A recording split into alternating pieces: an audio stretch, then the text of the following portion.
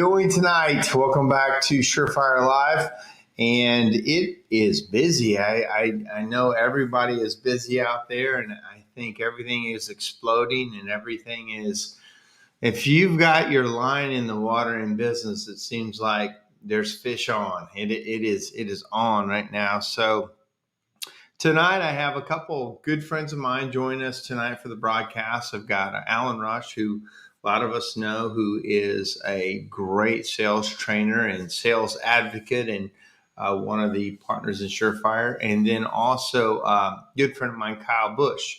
You may not know Kyle by name, but you definitely have seen his work out there. If you follow many chimney companies, if you've seen some of a lot of the videos on CSIA and several other companies, my company uses them for years and just does amazing storytelling videos. He's, in my opinion, the best guy out there. He tells stories better than anybody, him and his company. He's got great partners and people that work with him. So this week is National Chimney Safety Week. And that is part of what we all do, and we all need to bring attention to it. And so I've asked both of these guys to be guests to kind of talk about that, but also, how to get the message across, whether you're in somebody's home or you're advertising or you're using social media. One of the biggest challenges we have as chimney sweeps is people don't know about us. People don't know who we are. They don't even know our trade exists. And whose fault is that? That's our fault. So how do we get better messaging, better knowledge about our industry? So with that, I'm going to just go ahead and bring on Alan and Kyle. So, hey, Alan. Hey, Kyle. Welcome to the show. Hello. Hey, Mark. Thanks for having me. Yeah. So this first part, I wanted to start with Kyle. Kyle, were you able to pull up that video for National Chimney Sweep Safety Week? Yeah, I believe so. We have so many CSIA videos pulled up that it's hard to tell. And Tommy's beautiful faces in so many of them. So it's hard to tell exactly. So with that, can you hit share screen at the bottom and be able to show that on here? And I just want to start the show with just showing some of your work and talking about the messaging. I should have had it pulled up before, and all of a sudden Alan and I were talking. I'm like, oh, I don't have this video. No worries. I think I have it. It's here. I think it's this one right here. But yeah, we'll go ahead and. Can you see my screen? I can. Awesome. So hopefully the audio, everything will work. Can you hear this? Yeah, it's going to work. All right. Awesome. So let me go to full screen this here, and then. Many people don't think twice about lighting a fire in their fireplace, but they should. You're literally lighting a fire inside of your home. Here in the U.S., a fire department is dispatched to a working structure fire every 24 seconds. Every 24 seconds. Heating equipment is the leading cause of house fires, affecting an estimated 48,000 homes annually and causing 500 civilian deaths, over 1,300 civilian injuries, and $1.1 billion in direct property damage every single year. And the biggest heartache of it all, most of these fires are preventable. That's right. The leading factor in home fires involving heating equipment is simply the failure to maintain and clean the equipment. Hi, I'm Tommy Nelms, former firefighter and current vice president of the Chimney Safety Institute of America. The CSIA is a nonprofit organization dedicated to the education and certification of chimney sweeps in your area. Why should you care that there's a certification body concerning the people working on your fireplace and wood stove? Because most places in the U.S. don't require this individual to have a license or a certification. Well, in 1983, we decided to do something about this, so every consumer could confidently choose a technician that was experienced, knowledgeable, and had gone through the rigorous CSIA certification process. Over the last 38 years, we've updated our certification process to keep up with new technology and techniques. The result? Our current certification is second to none. We want you to rest assured that your local chimney sweep has the training and knowledge to keep your unit in good working order. When you think about hiring a local chimney technician, think twice about who you hire, because it's your first line in fire prevention. Think to look for the CSIA certified badge. Great job, man.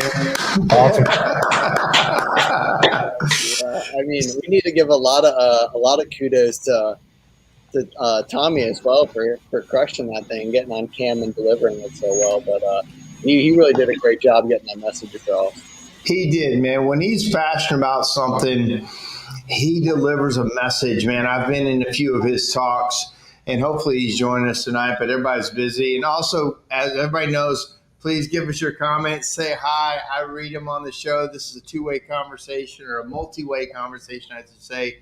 So please feel free to ask questions of Kyle or Alan or me for that matter. So let's talk about video real quick. So we just watched a couple-minute video. Mm-hmm. And I feel like I know a lot more. I felt like that guy that I watch cares and he knows something. So talk about, Kyle, how important video is to getting your message out there. It seems like a simple question, but man, you've got some great ideas about it, how it works for you, and you've done it for tons of companies. So why do we need to really invest in that? Yeah, I think the biggest thing that comes to mind, an example I always use is just, it's the best way to recreate like that in-person conversation, right? Like I tell any of our clients, whether chimney clients or, other clients, like, if you're running a chimney company and you have a potential consumer out there, if you could get them to come to your shop to meet with you so you can explain your story, who you are and what you do, and you could walk them around, let them meet your people, let them see your trucks, let them go out to jobs with a couple of your guys and see how they operate. They're going to use you 100% because there's that trust there. Those two faces, they are getting to know you. They're getting to know your guys. And so what you're able to do with videos, you're basically able to recreate an experience like that that's obviously not feasible for any real customer day to day. And you can recreate that and send it out to the masses. So it's obviously not exactly the same because in person we can go back and forth. But it gives them the opportunity to really like see some personality and connect with, humans and the story behind it without having to do work. So obviously like blogs and stuff are great, but that nowadays has worked with the consumer. And so they have to make the decision. I'm going to read this, I'm going to focus on this, and I'm going to work to try to imagine what I'm reading and figure it out. So it just recreates that, in-person conversation. So also, everybody's trying to be different. Everybody is trying to make their, we all say a lot of times in our print advertising, almost the same things as everybody else. But when you show somebody on video, and if that person can connect, or you guys as a creative company can tell that story, that's completely different now, I think, than any other method. And for us as a company, now we can really tell stories and get another level of engagement, right? Yeah, absolutely. And that's the thing too. If you find, a firm or company or creative partner that knows how to do it well, there's all kinds of ways that you can even add layers to like that in-person example, right? Where you can tell more complex stories or, do things that are, more thematic and more visually engaging, kind of like the Martha ad we did for you a long time ago, telling the story of, when you're talking about going door to door back in '85, like you can hire an actor and show that and really put somebody back in that memory and make it feel like a memory and let them see the memory versus just telling it. So that's the beautiful thing about video too, and having a good creative partner is that you can find all kinds of ways to really make yourself stand out because every company is unique. And so if you can just find those unique points and tell the story the right way, like, it's all there. You just have to share it. I mean, to that point, we're a larger company in the chimney space, but I can tell you what might be an advantage of using a big company, but also the small company has the same firepower I do. They're like, hey, I'm not a big company. I'm a one-man operation. I'm going to be the guy that answers the phone and shows up. Like, there is a market for both things. And Absolutely. I think you cannot get that across as well as you can on video. Yeah, absolutely. And all the data and all the numbers, kind of speak for themselves when it comes to video and in this day and age. But like just the engagement and the retention you get on video versus like written or, blog or anything else is staggering. It's almost, you would think I'm just lying, trying to sell you a video, making stats up. It's incredible as far as like the power of video. So at this point in the game, especially, it's like if you're not using video, I mean, whether it's us or somebody else, or even just doing some simple stuff on your own to put out there, like you're really kind of falling behind. And you're missing a huge opportunity. So a lot of people are. So I've heard the argument that sometimes it's better to have like a cell phone video that's low budge and like more real and grainy. And then there's the other side where you guys are creating something that looks more professional. Can you speak to like the balance of that, or how that really works? Absolutely. Yeah, I think, and we encourage everybody, like you should have both. And what we like to say is like your branding stuff, like kind of like your resume, you know what I mean? Something's going to be on your website, your pillar pieces, those should be very professional because those are setting the customer experience off the map. So Yeah. on the other side, anything that's not branding, like we encourage all of our clients, especially the ones we run their socials for, like to do a little video up on the roof. Like, look what we just found. Like, there's a crazy bird nest in here. That's why you need a chimney client. Like, here's a real world example. Because those selfie videos, those homemade videos, they build a lot of trust because they're very real and authentic. And so you're really hitting the nail on the head when you're leveraging both, when you're doing your branding, advertising content on a professional level to show your consumers that, one, you're a legit company that's willing to invest in telling their story. And it's just that image thing, right? Just like you don't want to go on a crappy website that looks like it hasn't been kept up for 12 years. It makes you think this company doesn't keep up with their stuff. Right. And so that's why you don't want like your branding pieces or your web video to be a cell phone video. But if you can have good branding pieces and then also do very routine selfie videos out on jobs, real life, like quick stuff, that's what we're getting for the book. Oh, do we have I think we got a little bit of a connection issue. I lost the very last part of what you said, but so talk about what you do for chimney companies specifically. As you know, I met you guys at a thing, and I don't even know if you knew how to spell chimney, but when I met you, but I never crossed my mind. But talk about what you've learned with companies as you've gone out and helped them create messaging.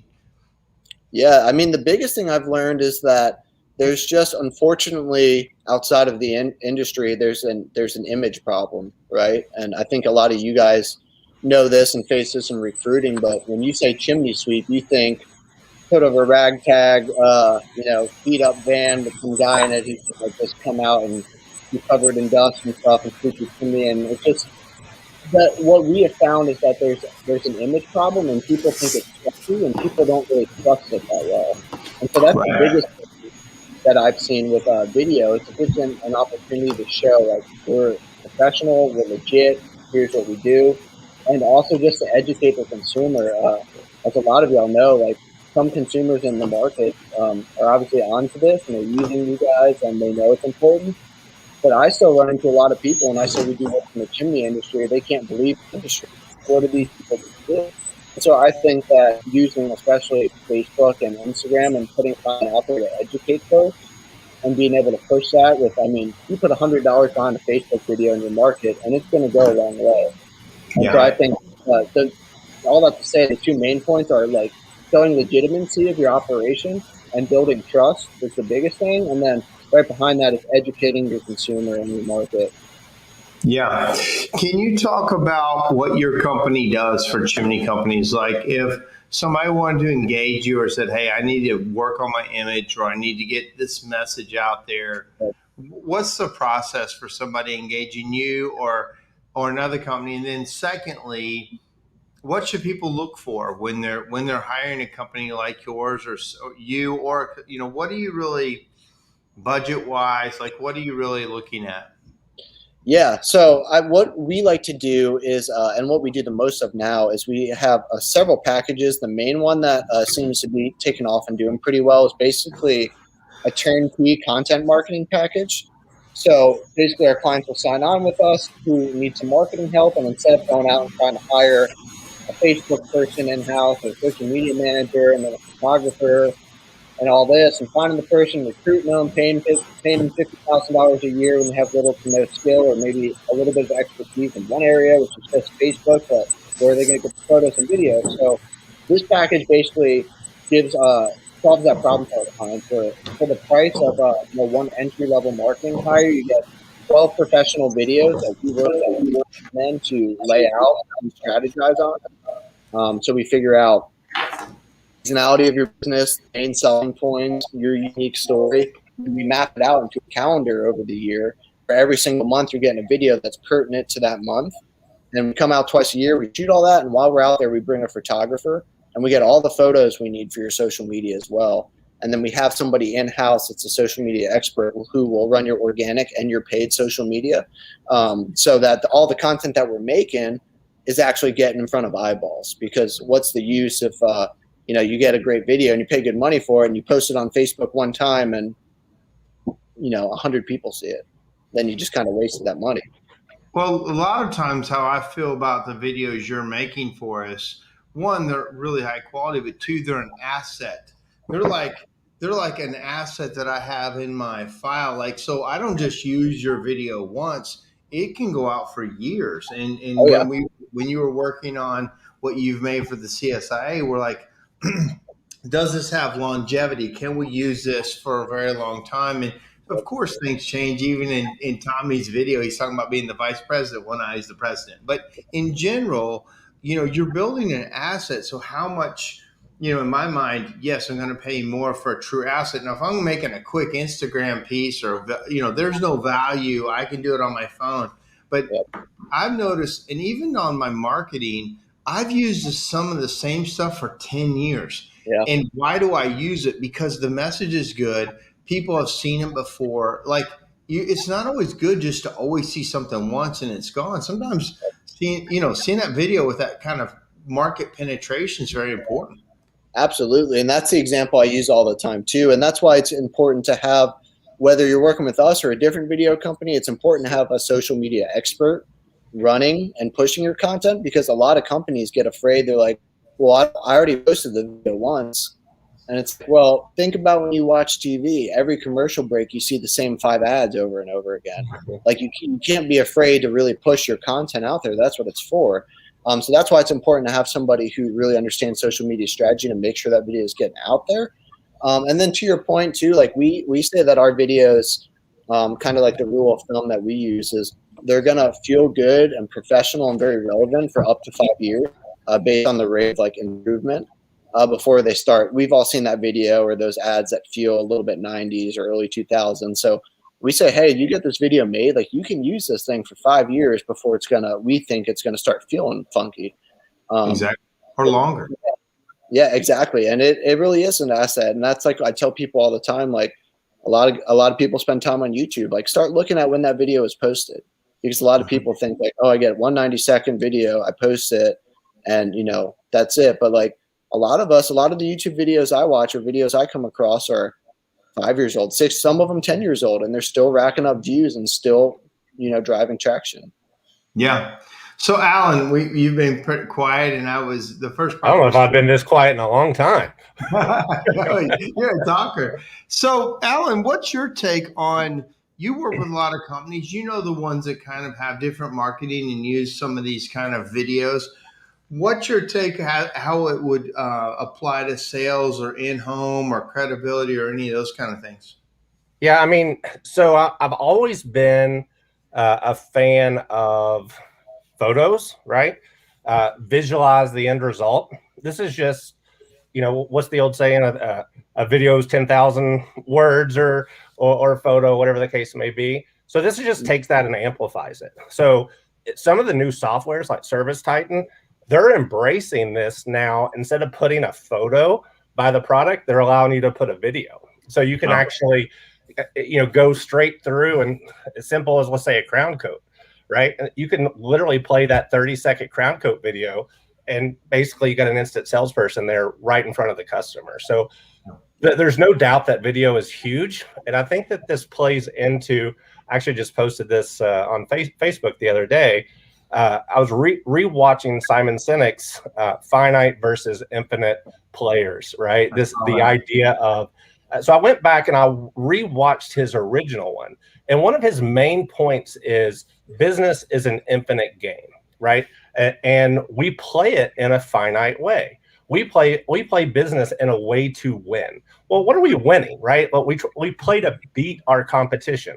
Well, who are we beating, right? Are we talking about this week, this year? Are we talking about revenue? Are we talking about profit? Like, the rules are so undefined. So when we are able to introduce longevity, which is basically what Kyle and his team do through video, and that we're a company that's in it for the long haul. We're not here just to do a job. We're here to serve the community. We're here to do whatever our core values are. It tells that message better than any website or any just word will do. So I'm a huge fan of it.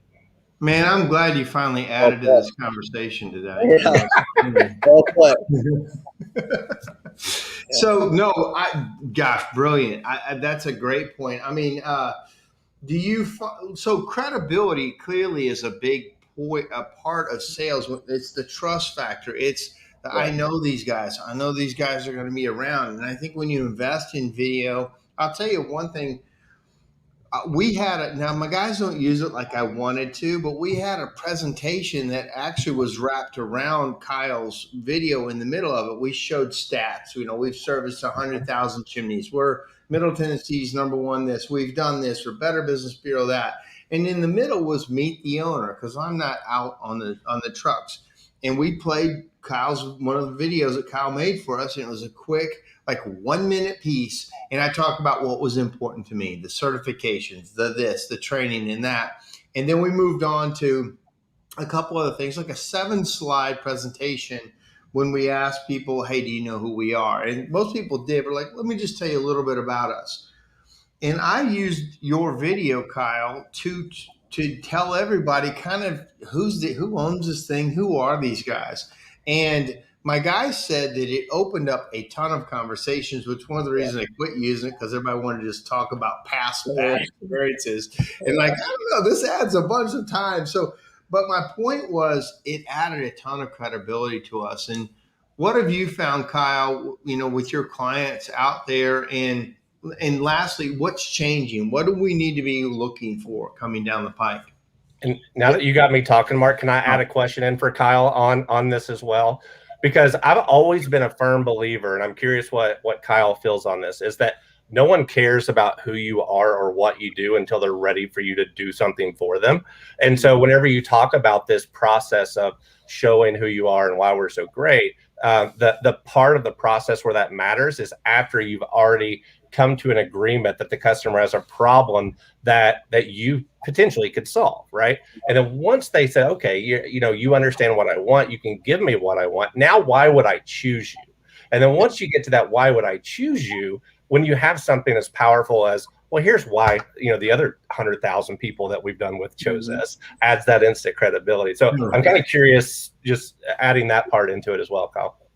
Yeah, I think those are both great questions, but I think, Mark, to touch on your point, I think the biggest thing to be looking out for is just the younger generations are quickly becoming homeowners and becoming, 5-year homeowners, 10-year homeowners. I mean, I don't know about you guys, but time is flying, and things are really changing. And this sort of social media generation is really becoming a lot of core customers. And now's the time where, as we all know, when you find somebody you like and you trust, you're gonna stick with them, right? And this is the time where a lot of these people are starting to get houses and find who they're going to be using and everything like that. And I know for myself, one thing I do with any sort of new company, especially home service company with my house, is I go check their Facebook and Instagram, because if they're not active on there, it's like a legitimacy test. It's like a resume. Like if I get on there and it's well kept and there's professional photos, I know that these people are investing in content, which means that,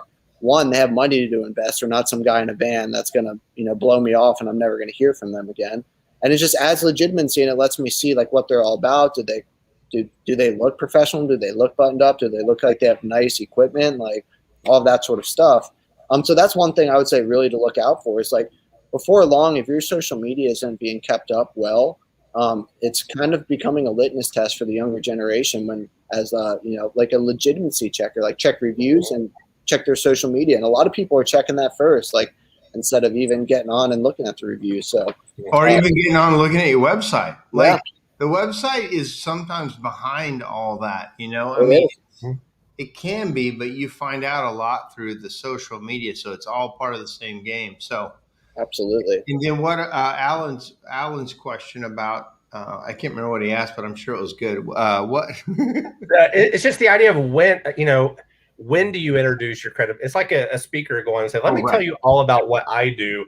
Me, right? It's the whole like, yeah, but hey man, I got a problem too. Can you help me with that? And then like, okay, now that I know that you can help me with that, then I want to know that when I'm down to choosing between you or 2 or 3 other people that may do similar work, why would I choose you?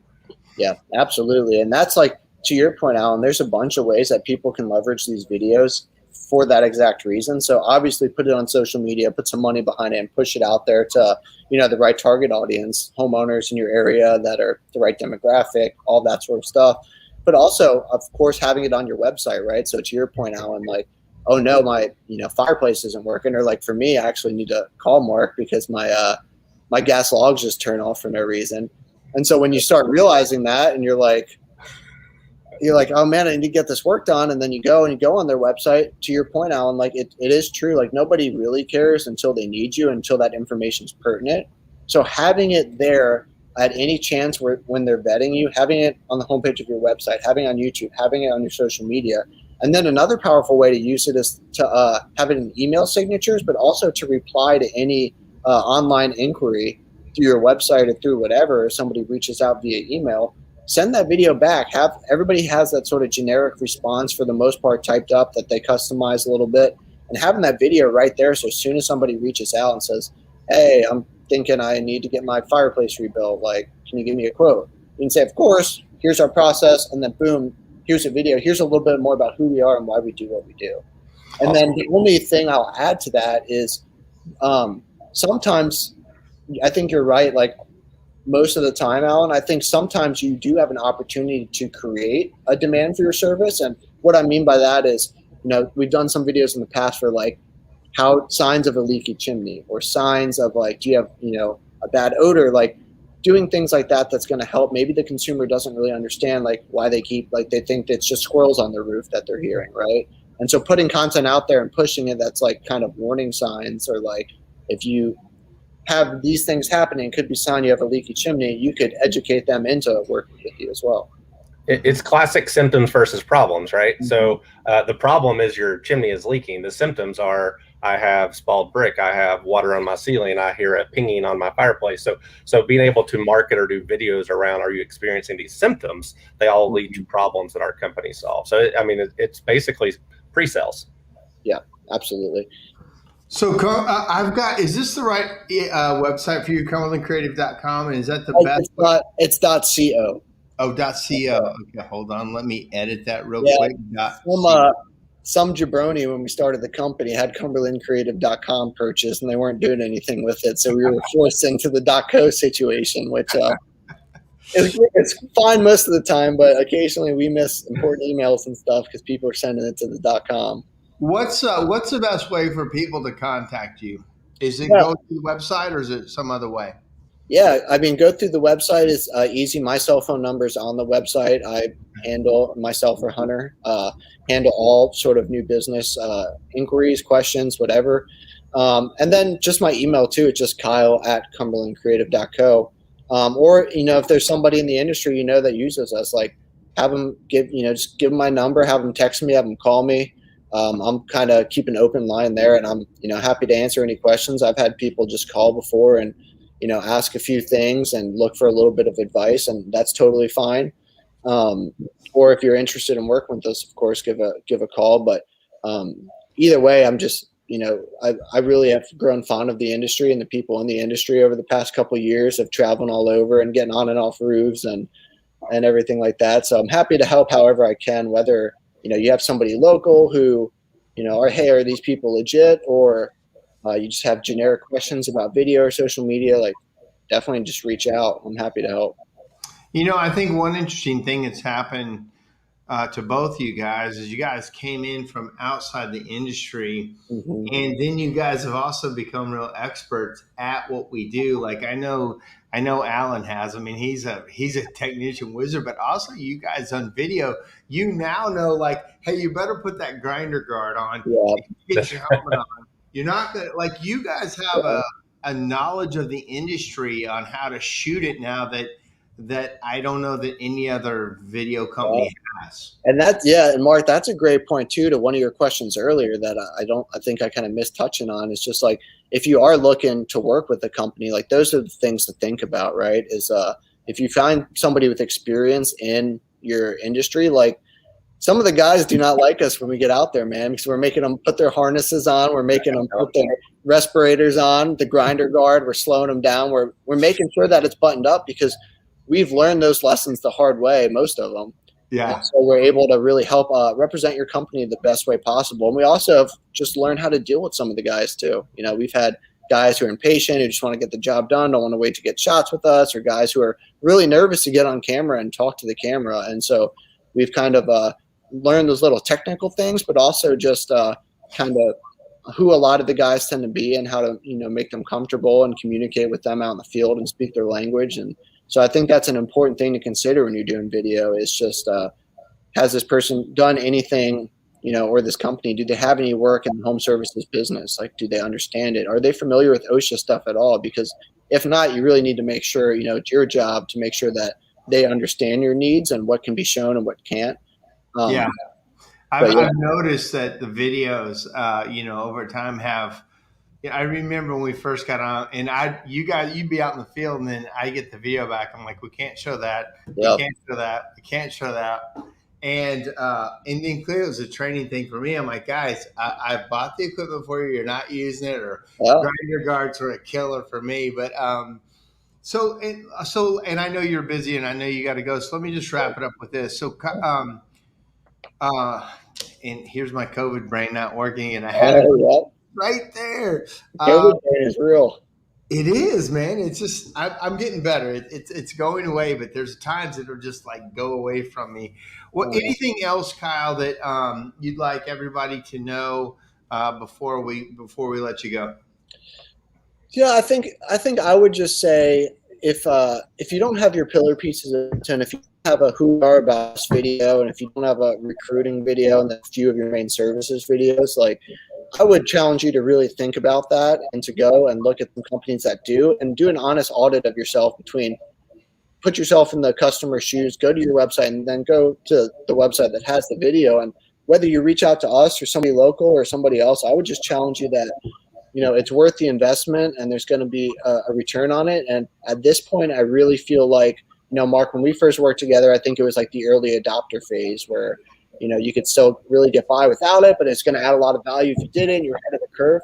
I think we're starting to get to that point now, even with home services company, where if you're not running your social media well and using video to tell your story, like you're kind of falling behind the curve and behind some of your competition. So I would just challenge everybody to think about it, to look into it and, sharing their story. Right now, everybody is busy, right? And so sometimes when you're super busy, you don't think about these little marketing things in your messaging because the phone's ringing off the hook. Where this really also really plays into place is when you're busy, invest in these things that you can deploy if the economy turns a little bit, or all of a sudden it slows down. Us that have been around since 2007 know that this high mark can also be followed by a low mark. And the one reason I'm still in business today and we thrived after it is because I was ready to deploy marketing tactics and we kept marketing through the slow time and we recovered the fastest, right after it, and we were ready to. So having some of these things in your back pocket, maybe you don't deploy them right now because you're too busy, but having these things made while everybody is busy is good use. Like buying anything, any kind of investment. Mm-hmm. I think good video is an investment. It absolutely is. And I think the way you think about it is exactly right, because it's like anything else, right? Now that everybody's so busy, one, they have the money and they have the jobs to film, which is half the battle. Yeah. And so it's a great time to invest in it. Like, do they need the phone to ring more? Maybe not, but there will come a time where things, slow down, and then obviously budgets get tighter, and now it's that sort of, chicken or the egg thing where we don't have the money to make the videos, but we need the videos and the marketing to help bring money in. And right. It becomes a hard place. So if you have that stuff in place, it's like any other SOP, like you got it sort of there and it's ready to rock and you're ahead of the curve and you're ready to hit the ground running, whether the market's good or bad. Yeah. Well, Kyle, you're the best, man. I appreciate Thank you. I know you're busy tonight. You got some things going. I appreciate you jumping on this with us. Absolutely. And I thank you and have a good night, man. Thanks. Absolutely. I appreciate you all. All right. See you, buddy. Yeah, and anybody who has any questions at all, just reach out to me, call me, text me, and I'd be happy to chat with y'all. Oh, I got your email wrong on here. I've got Kyle at CumberlandCreative.com and it's .co. Yes. Yeah. Shame on me. Yeah. All right, guys. Awesome. Thank you, guys. Have a great one. Hey, man. All right. So let me fix this banner real quick. So I don't know why it's like that. That's weird. Oh, I see what it is. One more quick fix before I let it go. Show. COVID click. It's not doing it. It won't change anyway. All right. Hey, Alan, how are you tonight? What's up, man? So Bart Ogden just texted me and said I have the ugliest curtains on the planet. It's like, man, what the heck? Like, He said the ugliest curtains on the planet. Yeah. The things I do, the hotels I stay in to save my clients money, right? I was on the road this week to a client. I stayed with him at his house, to save him some money. See, I've been working with the guy for 3 years, and I, never been invited to his house. So I see. I don't think you want to stay at houses much. You gotta need your own time. Yeah, no, for sure. Hey, Scott, I'm in Knoxville, Tennessee right now. Just left Minneapolis and Cleveland, and here for a little bit, and then head to Milwaukee next week. So just living the dream, right? So, Kyle also goes on the road with companies. He travels all over the country to meet with companies and basically deliver a product. And that's what you do too. And I know it's a big part of your life and you're looking to, look for other ways. So real quickly, let's just talk about a new product you have about your sales videos to kind of help people on a small basis. Because I'll just real quickly before that, you'll come in and we'll focus on it. And then until you come back, I see a loss sometimes of retention or, oh yeah, I forgot, or yeah, I went back into my old habits. So you've created a weekly thing. So talk about that. Yeah, well, the one-to-one model is always tough, right? It's the most effective for that individual. It's the least effective for the overall company, right? So it's I'm literally, and I'm embarrassed to say this, I say this every time, I have 0 open training days from now through 2023. That's literally all of 2022 is booked, and I've created such a bad business, and we can let Mark pick on me later and about all the things that I should be doing. Congratulations on not learning to scale. Yes, yeah, I have an awesome job, man. Like it's so close to being a business. So obviously things have to change. I can't keep traveling 250 days a year. I can't keep on the road like this. My whole goal was a 3 to 5 year travel stint to prove that the process that I've developed and kind of honed works. And I think that the proof is in the pudding, that every company, and it's really tough, right? I mean, the economy is so good right now. I mean, how much of this is training and process and how much of this is just, man, people are buying. But the reality is I need to figure out ways to scale. And one of the ways that people just come to me for a long time is like, man, you don't have the capacity to come here. We don't have the budget to bring you here, but we'd like to get your content. So basically I have created a weekly sales video series called the Rush Profits Monday Morning Meeting Minutes. And it took me about 8 times to finally get where I could say that without stuttering. And so it's the M&Ms, right? It's the 4 M's. It's the M&Ms. And basically every Sunday night I send out, a 5 to 10 minute topic of the week that gets played to your team. I like to have it on Monday mornings, just to kind of set the tone for the week. It could be, just a simple thing that they've already been exposed to, but it's a refresher and a reminder, and it kind of becomes a theme for the week. And so that's what I'm doing to reach a larger audience with that. And then that'll be expanded next year. I'm going to start doing masterminds with it. I'm going to start doing, weekly like Facebook interactions at how did you apply this topic this week? And so it's going to get bigger, but as of right now, it's just a video you watch once a week. It's a subscription service. Basically it's $79 a month. You get a video every Monday. And I think it's some of the best value on the planet, just for sales value, especially. Well, I can tell you, so, you've been working with us for a while. And it took longer than I thought for my guys to really start basically talking like you talk. Like we talked about it, you would present it, you would go over stuff, and then I'd go over their stuff, or you come back and you're like, I think they forgot everything I taught them. And so it was like, this is good information if you will apply it. But if you go back to your old habits, there's no change. So clearly this helps that. But can you talk about how do we get our people to how do you break those habits? What do we do as owners to take advantage of this information that we need to get turn into dollars? Yeah. I mean, it's literally the number one, and I'm not going to call it a complaint. I'm going to call it constructive criticism and feedback. The number one thing that I hear from my clients is, dude, when you're here, like everybody's on fire. We're killing it. We're selling. Like, dude, you're out there selling. Like, it's awesome. It's awesome. And then you're here for 5 days, and then you leave, and then, man, it's like, the Allen high goes away, and we're back to what we always did. What do we do? And that was one of the reasons we wanted the sales videos, was that reinforcement of that. But the reality is you have to have someone dealing with the day-to-day.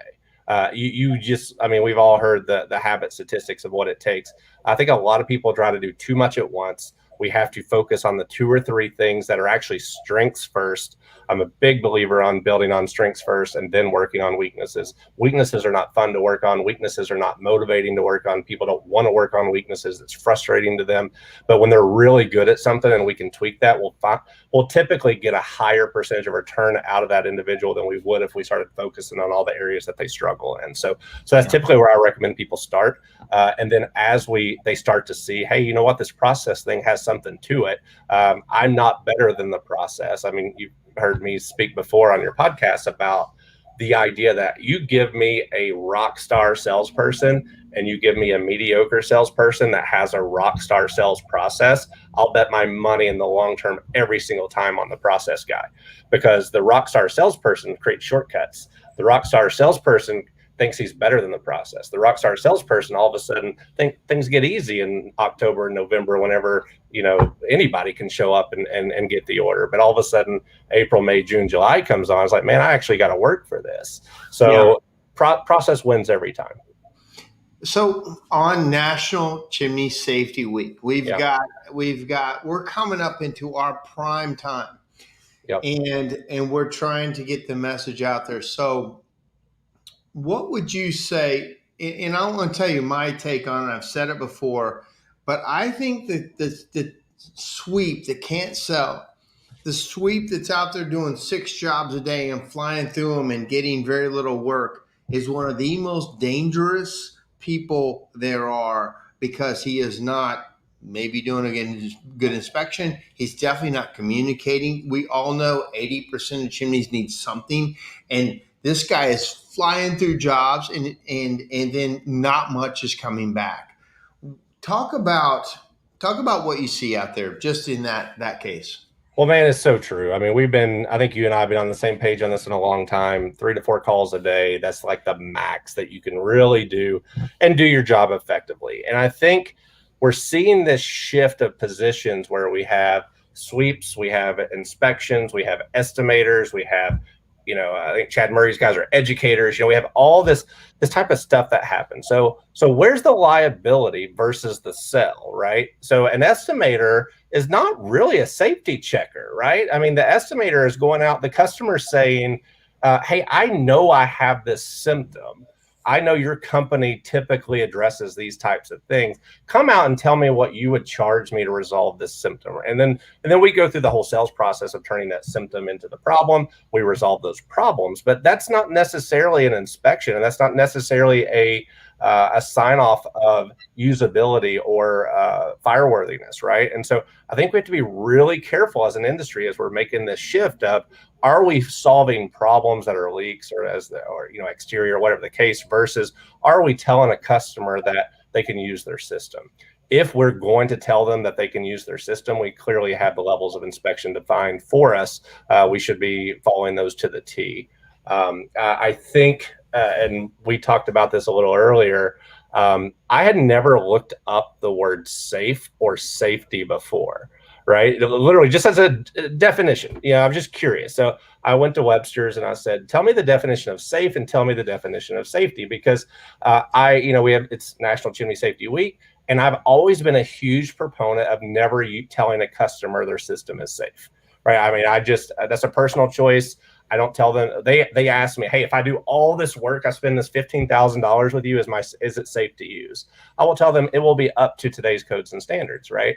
And so what's a code? I mean, code is an accepted set of rules. What's a standard? A standard is how we basically execute those rules. And so it is up to what we know as today's codes and standards that meets manufacturer's installation instructions, all those things. But at the end of the day, it's like Tommy says in that video, it is a live fire in your house. And if you're going to do that, you want to make sure that it's evaluated to today's standards. And so that's one. But the word safe, and I wrote it down here, says that you are protected from or not exposed to danger or risk, right? We could never tell a customer that. We can never say that by doing this, you are protected from and you're not exposed to danger or risk. But the word safety is the condition of being protected from unlikely to cause risk, danger, or injury. That's what we do. I mean, that's what we do in life. That's what we do in chimneys. And so absolutely, when we talk about Chimney Safety Week, or we talk about the CSIA, or we talk about any of the industry certifications, that is what we do, is that we inspect to those standards. And I can feel really good about telling a customer that we do that. So you also, in your research for the show, found an interesting stat about what the government spends. Oh my gosh. Mind blowing, man. Like mind blowing. So there's this, and I got to give credit to this because I basically updated a stat from a 2017 article. There's this author, and I honestly don't know who she is, but I plan on buying her book. Her name is Sherry Levitin. It's Levitin, Shari. And she has a book called Heart and Cell, 10 Universal Truths that Salespersons Need to Know. And when she went through these top 7 kind of things that I was reading about, number 1 was safety. Number 1 is the reason people buy is to feel safe, whether it's a gun, whether it's a weapon, whether it's home security, whether it's whatever the case is. We want to protect our family. We want our family to be safe. And so one of the statistics at the time, it was 57 million. But as I did today's math and looked at what the budget is, the 2021 budget for the Department of Defense is about $704 billion. And so when you break that down into a microeconomics, it's basically our government, we spend $80 million every single hour to protect Americans, to keep us safe. And when you start thinking about how much money, $80 million an hour, that's not even a number that can be rational. On safety, $80 million an hour on safety. It's on safety. And so, it's one of those things that I think we have to be responsible with it. We can use stats and we can use statistics all day long. But I think a lot of salespeople, and I've been with them out in the field, they lean more towards fear. And it's really important that we steer our customers towards education, right? There's such a fine line between fear and education. And when we scare people, look, if you use this thing, you're going to burn your house down, or, hey, you're going to have a fire, that's fear tactics. And we should never be selling on those things. I mean, there's 100 books out there on emotional selling versus rational and logical selling that you can get into, but people will make an emotional decision, but they want to justify it through rational thought or justification. And so education allows you to have rational thought.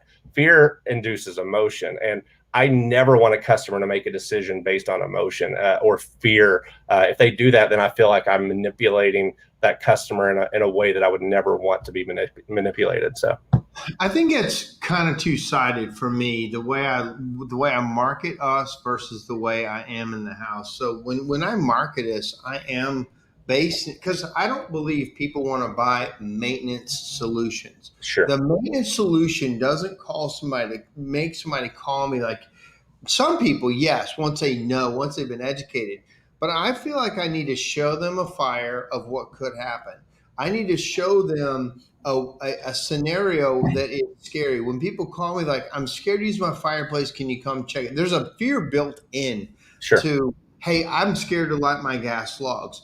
And I've had videos showing somebody lighting gas logs and like boom, burns your face. Or I play on the emotions that are already sitting there. But then once we get in, we Mhm. don't play on the fear factor. We go into education mode, and so and we say this potentially could happen. They Sure. already know that in their brain, and so I think it's a two-sided thing, and either side of it can actually work against you if you're using too much of it. Well, and let's be clear, we're talking fear, right? We're just not selling fear. So, it's the whole reason we created the big three, or the whole reason I kind of had that idea is, one, all of our technicians were talking over our customers' heads. We were using terminology that they didn't understand. We were, crowns and corbelling and all those types of things. And then two, or I guess three, technically, if you jump to the end, is people aren't buying what you're selling. They're going to buy what happens if they don't buy what you're selling, right? So real quickly, if people don't know, tell them what the big three is. Anytime a technician or a salesperson finds a problem with, we show the customer a picture of it. I always use the example of the crown because it's the easiest to quickly explain. Number one, what is it? What does it do? This is the big concrete block on top of your chimney. It's designed to keep water out of the top. It's designed to hold all the bricks together. Number two, what happened to it? Right. And so what happened? It's been cracked. It didn't have an expansion joint. It freeze thaw damage, whatever the case may be, heating, all that type of stuff. Number three, which is why people buy, is what happens if we don't address the problem, right? What happens if I don't address this crown? More water gets in. Well, what does that mean? Well, freeze thaw damage to the brick. Well, what does that mean? It means more deterioration. Well, what does that mean? That means more money. Well, what happens if I don't address it? Well, water could get into the home. Well, what does that mean? Well, that's possible, ceiling damage, mold, mildew, deterioration, respiratory. I mean, it keeps going on and on and on. So you're educating the customer on the things that could and will potentially happen if they don't address the problem. But you're not using that as leverage to make the sell. You're using it from an education, not a fear standpoint. And so I agree with you that they need to know the impact or the implication of, it's one thing to say outside, but if we're talking interior, look, if I've got I feel like I had this little quick flashback of, 8 years ago when we were starting. And I remember saying that I didn't want to learn the industry or the terms of the industry. And I'm sitting there getting ready to talk about stage 3 creosote. And it's like, man, what happened to me? Like, that's true. You're like, Mark, I don't want to know the details. I think I need to be objective enough to step back and not get into the details. And now you're the most detailed guy. Yeah, it's such a weird transition. But if I've got a flue that is caked with, glazed creosote, I'm certainly going to explain the impact to that customer if they use that system. What is the risk to them? That's number 3, right? But it's not, but I'm not wording that in a way. It's like, look, if you light a fire, I mean, you're going to freaking burn your house down, right? There's a big difference of, this is the risk versus this. I want you to understand that versus blatantly giving a statement of fear. Well, we have a duty to warn, right? In our industry, we have a duty to warn. Like, if you don't tell them the issues, because whatever reason you're having a judgment call that you don't want to tell them, or you don't want to go through that.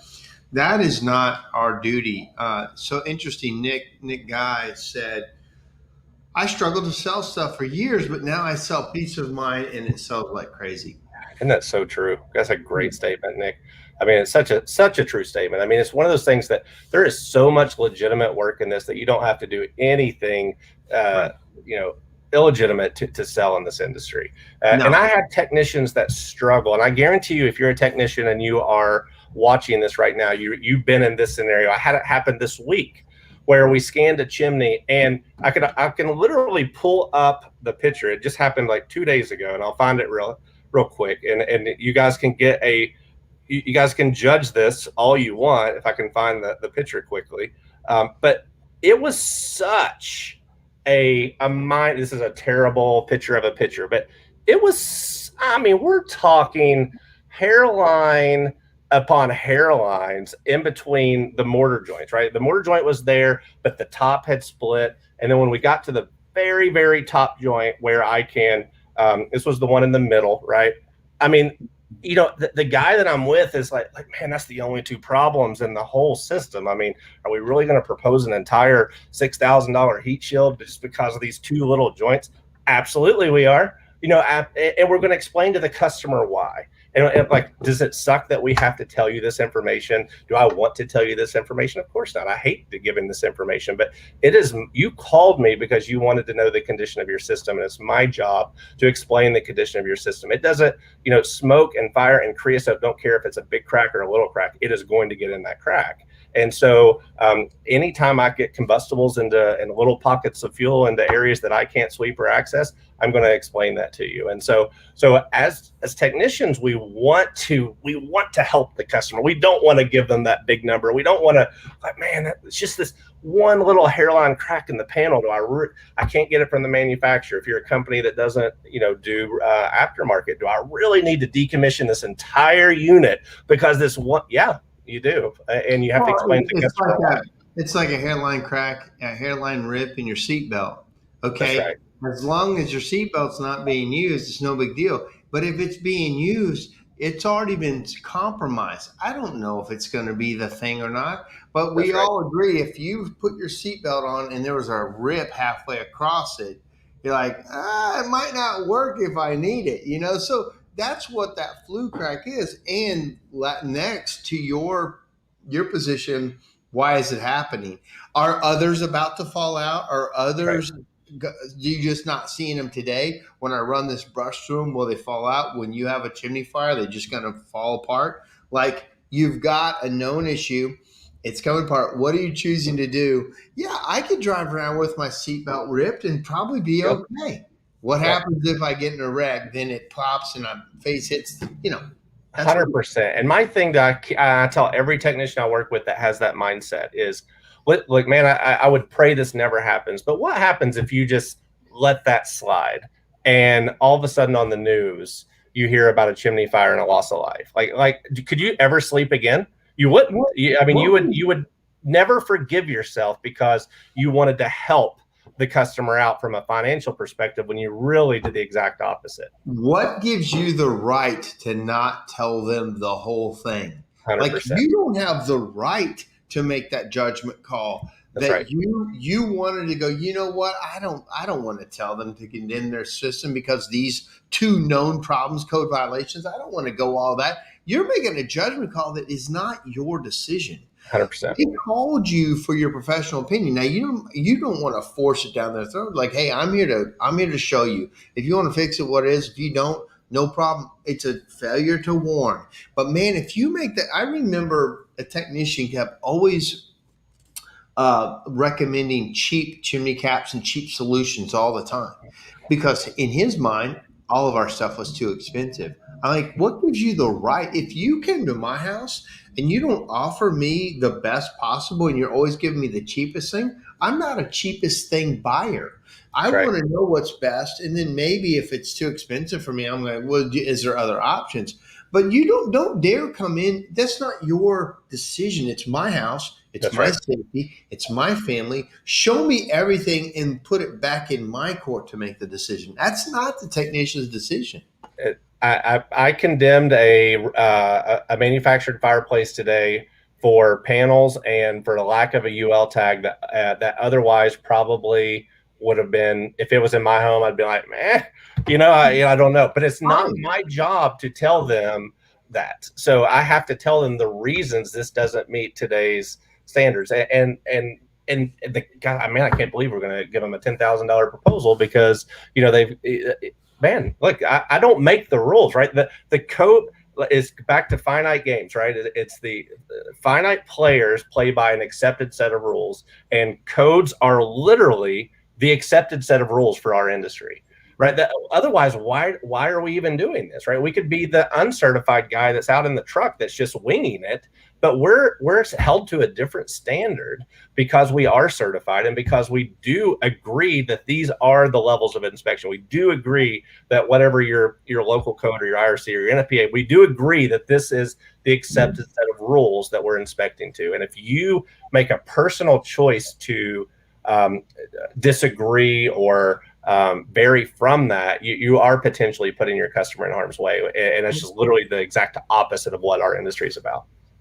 You know, those codes are written for customer safety, not for us to sell stuff. Now, yes, we can sell stuff around the codes, but they were built because there was a known problem. There's built because there was a known issue with the code and we needed a change or we needed to create it. And I've seen that with my technicians that have a mindset that people can't afford it, or a mindset that they don't need to know it, or a mindset that it's not bad enough. And you know, again, that's not the business we're in, and it's not your right to even do that. So we're hitting on about. Go ahead. No, I'd say I know you got to, if you got to wrap up, that's fine. The you know, we talked about this, I think, on one of your podcasts, but you know, how many times the technician refuses or chooses not to add that one last thing because all of a sudden it crosses this magical number that they believe the customer will spend. 10,000, you know, 15,000, well, yeah. you know, and I'm not picking on the, you know, the people I've been with in the last week. It's just most recent memory. You know, we had like a $6,120 proposal, and the guy was like, man, he's like, I'm going to take $180 off of this, so it'll be like $5,970. He's like, I just, and I was like, so please just, I already know the answer, but explain this to me, right? Well, 5,900 just sounds a lot better than 6,120. I said, okay, I don't disagree. That number sounds better, but are you suggesting that we like at a high percentage of the time we would win deals that we otherwise would not win because we gave them $120 discount on a $6,000 job?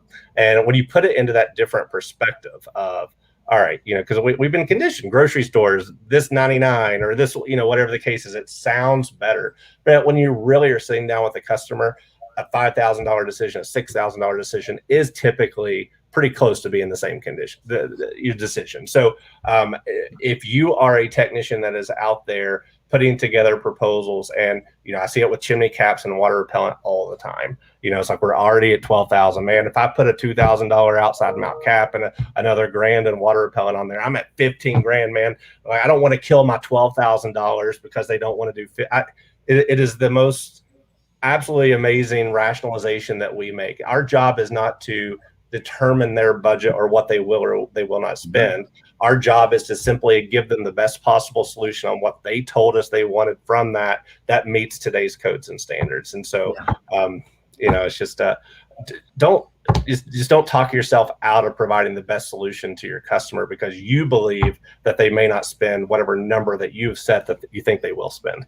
Well, that's the number one thing. Everybody has a number in their mind that's too much. And I know you have some stories over you even hitting that feeling before.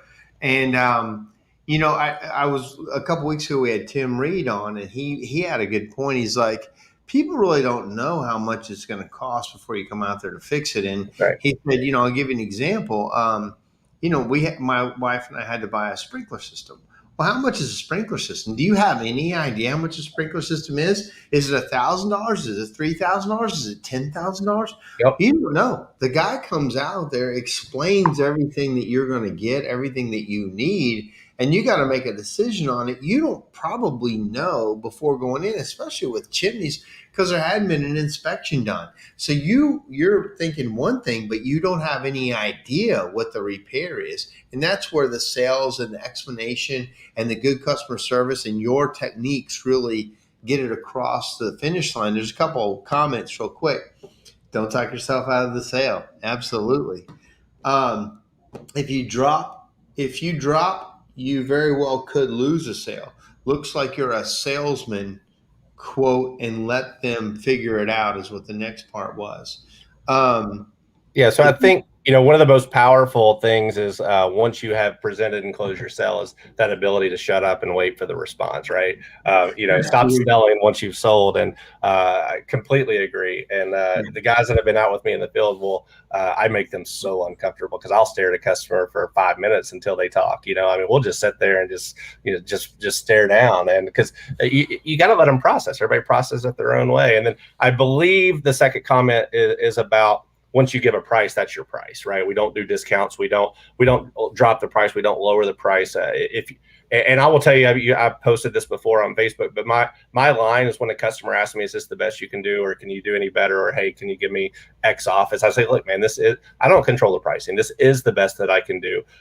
If I could have given you a better price and I didn't until you asked, I said, that would make me kind of a jerk. I was like, I don't do that to people, man. This is the solution. This is what you need based on what you told me you wanted that gets you to today's codes and standards. And so there's times that we will give a little discount if they do all the work. So it'll prevent us from having a trip back. It's a package deal. If you get the package deal, we're going to do this, this, and this. We'll do this if you'll do it all now or within 15 days or whatever thing is. But if you wait till they ask for a discount and you're like, well, let me check, or I can do this or that, that's a known process that you should have in place. And like this, I don't know, I'm sure I know who the Facebook user is on this, but that you do look like a salesman, like, you know what, I will. But so leave us with some Allen Gold nuggets. Give us a hot profits. Profits. So, I love that. We gotta shoot some more of those, man. Those were fun. So what are you seeing out there? What can people take away? National Chimney Safety Week. Guys need to talk about it. We need to promote it. Leave us with something on the sales side. So actually, I'm going to give you a little sneak peek into one of my Rush Profits Monday morning meeting minutes that I did. I truly believe there's very few original ideas in sales. It's just how you adapt or how you package it or how you use your own language or personality in it. And I got to give 100% copyright just props to Steve Trumbull on this. And so I was out with his guys. We had a chimney fire. We had a clear insurance claim, should be, expanded creosote, annulment, cap was shot, vertical cracks, the whole deal, right? And so we went through and we came back. Steve goes, man, he goes, how'd your day go? It's like, great, man. I got a hold of the insurance agent, called him while we were there. It's like a $12,000 deal. Looks really good. They're gonna buy. He goes, so did you close it? And I was like, well, no, man, it's going to close. I was like, as soon as the insurance comes through, he goes, are they going? He goes, why didn't you close it? I was like, well, man, it's like they're waiting on insurance. I was like, what? And he goes, are they going to do the work if insurance doesn't cover it? I was like, I don't know. I didn't ask that question. He goes, that'd be a great question to ask. Yeah. And I was like, okay. He's like, because if they're going to do the work, he's like, we're booked 3 weeks out. He's like, let's go ahead and get them on the schedule. Maybe the insurance catches up. He's like, but if the insurance for some reason doesn't come through, they don't have to wait for that and then wait another 3 weeks. He's like, close the deal, man. What am I hiring you for? That's good. That's funny. So that's probably a little grandiose of the storytelling of the situation, but the idea is, when I have an insurance claim where I have a clear situation where I believe there should be a coverage, a big change in my sales process now is I go ahead and get the agent on the phone, find out who the claims department is, go ahead and start that process of getting the claims number, sending the email to the agent, the report, get all that kind of happening. And then I'm having that honest conversation with the customer of, look, that typically 90% of the time this is covered under insurance. They do. But if it's not, is this something that you still want to use, at this price point? And if their answer is yes, it's like, great. Well, then what I recommend we do is we go ahead and get this on the schedule, get everything ordered. We're already at this point out. That way, typically it takes a couple weeks for insurance to come through. When they get approved, we're already set and ready to go. If for some reason we get denied on this or we get delayed through having an engineer or an adjuster on site, we're still prepared for you. And so that was thanks to Steve Trumbull for a huge improvement to the sales process that I teach. So That's Well, probably, it's so good and easily used right now too, because we're also booked out. Like, look, yeah, I don't know if Inger's going to pay for it or not, but if you want to get this chimney working for this season, that's we've right. got to move, and then That's hopefully right. you got coverage. And that's a Yeah. great point. I hadn't thought. I know we're a little over. You brought up a point that happened to me when you were out with my guys, and to wrap up. We had a customer, big sale, like it was like to us was big, like $40,000, $50,000. Lady says, "Hey, I want to do it. We need to do all this. Ready to do it. I know we're going to do it. I need to talk to my husband." And my guy was like, "Great, I'll get back to you, call you." And you're like, "Well, hold up, dude. She said she's ready to do it. Let's close the sale." So can Yeah. you remember that situation? Can you talk about I do. I remember. I don't remember all the details, but I do remember the big sale, and I remember the lady was so adamant about getting it done that you could tell that she was really the decision maker of the house, but it was more family politeness that we're going to run it by the husband kind of deal. Like, I'm going to just keep him in the know of what we're doing, and so it's probably one of the biggest objections that technicians deal with is the spouse objection, right? It's the sounds good. Let me talk to my husband. Let me talk to my wife. We'll talk about it. We'll let you know. And that shuts down most technicians. And I think that if you really get to the mindset of why you're there, and you're there to help the customer, and you're there to help them get to their desired result, all those types of things. This lady clearly wanted to do it. She clearly wanted to explain it or talk to her husband. I said, well, look, while we're here, I just went over 30 minutes worth of pictures. I just went over an inspection report that's going to get emailed to you. I went over all my solutions with pictures, with everything. I certainly don't expect you to be able to go through all of that detail with your husband. So while I'm here, I'm more than happy, if you don't mind, we can get your husband on the phone.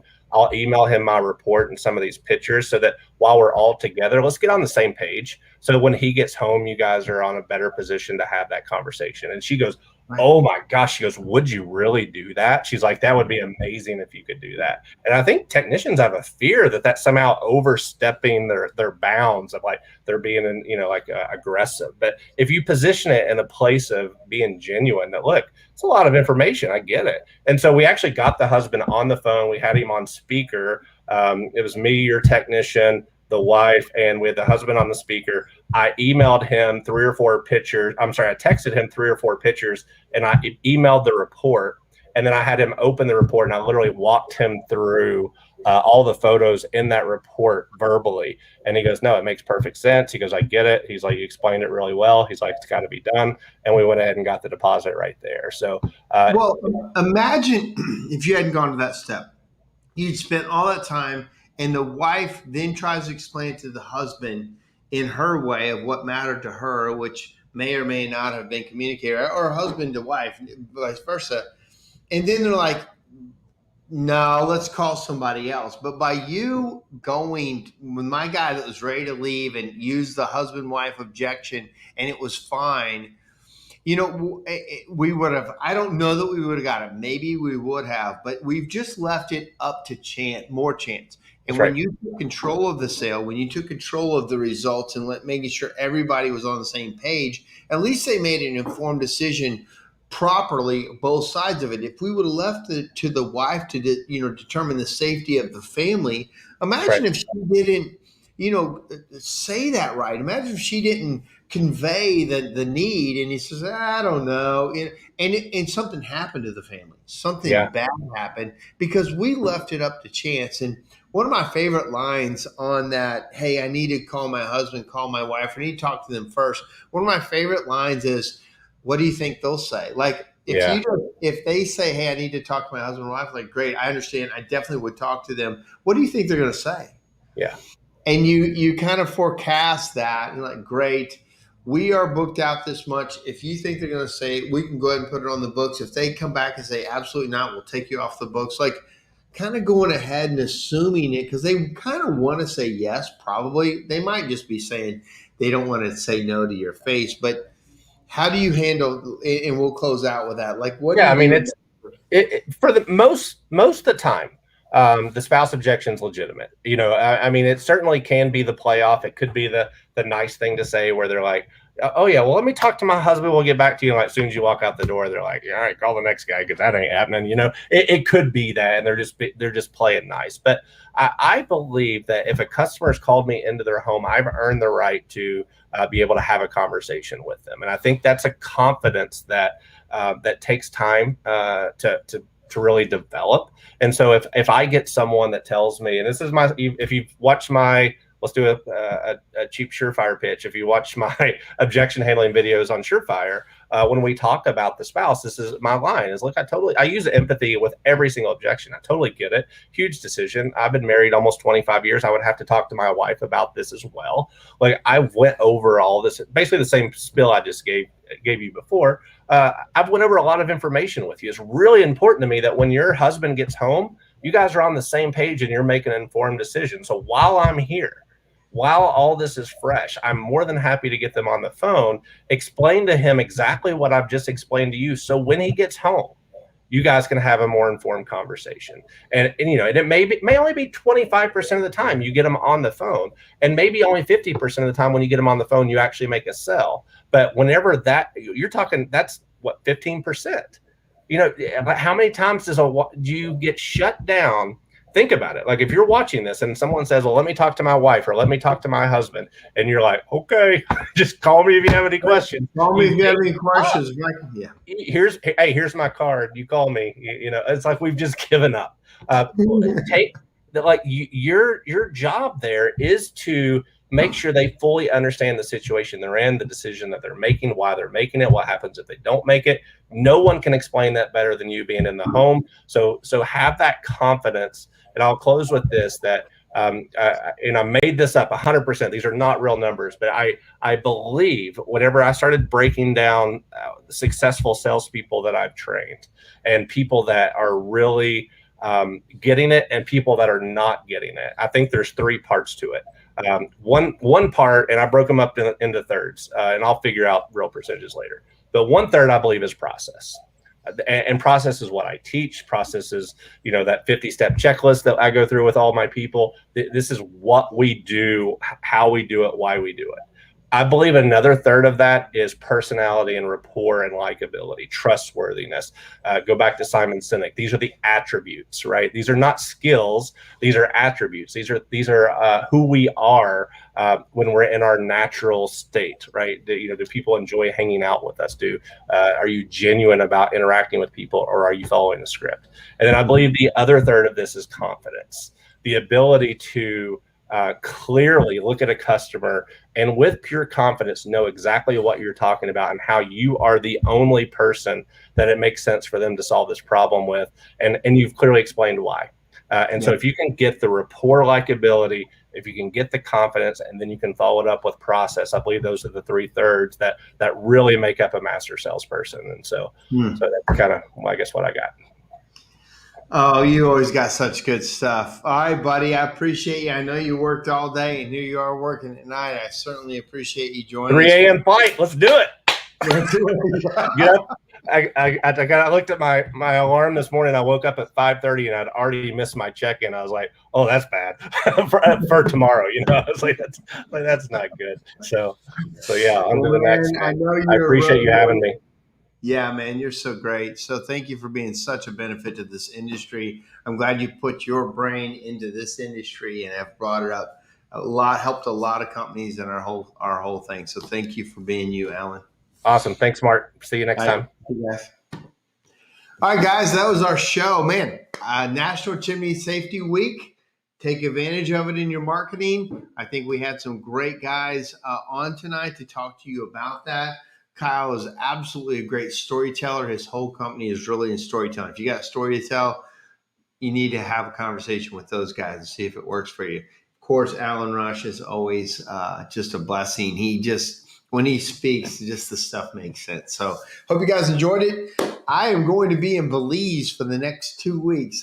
Me and a couple other people are going to be scuba diving down there. I may be able to broadcast live from there, but I may have to have Alan or Jake or somebody take over the show for a couple of weeks. But I'm going to try to do it, but we may have to have a backup. And so it should be pretty fun. All right, guys, that's our time. Have a great week, and we'll talk to you next week.